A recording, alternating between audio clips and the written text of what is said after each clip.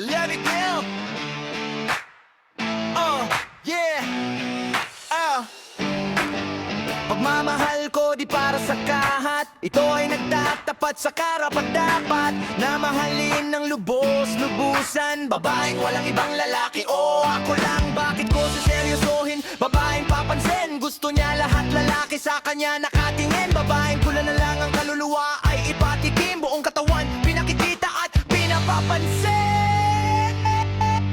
Babaeng naghuhubad para lang kumita. Sa panahon ng lolo ko sa beer house yan nakikita.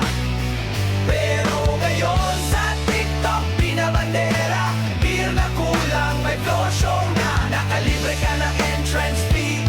Kita mo lahat may maitim, may maputi. Kagalang-galang ka ba? Gusto mo irespeto ka? Kumilos ka ng kagalang-galang, hindi yung binabandera ang katawan. Ang katawan.